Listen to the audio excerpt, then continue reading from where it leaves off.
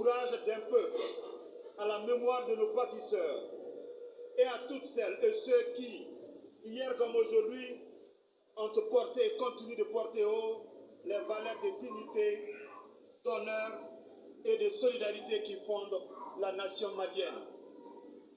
Excellence, Monsieur le Président en transition, estimée assistance, depuis cette marche glorieuse vers l'indépendance, vous le savez certainement mieux que moi, le Mali a traversé des vents contraires, des crises politiques, des défis sécuritaires majeurs, des transitions délicates, mais aussi des actes de résistance héroïques, des moments de sursaut national et surtout une résilience exceptionnelle comme c'est le cas aujourd'hui.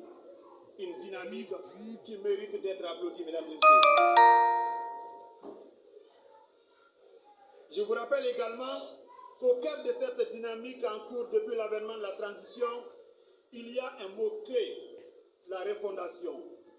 Grâce à cette refondation audacieuse, initiée par les autorités actuelles du pays, vous conviendrez avec moi que le 22 septembre prend une nouvelle résonance, une nouvelle ampleur, bref, une portée élargie, comme souhaité par le père de l'indépendance, Feu Modibo Keïta et ses compagnons. Excellence, Monsieur le Président en transition, chef de l'État, distingués invités, le programme de cette cérémonie commémorative du 65e anniversaire de notre indépendance est scindé en 3 séquences.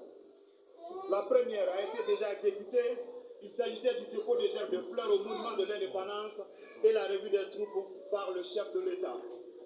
La deuxième séquence sera consacrée à une décoration exceptionnelle des personnalités ayant marqué la vie de la nation, suivie d'un défilé impressionnant, reflet de la détermination de nos forces vives.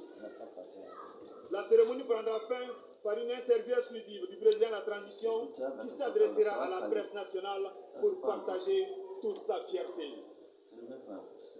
Excellences, Mesdames et Messieurs, avant de passer la main à la grande chancellerie pour la décoration, permettez-moi d'adresser des mots particuliers à ceux qui seront décorés.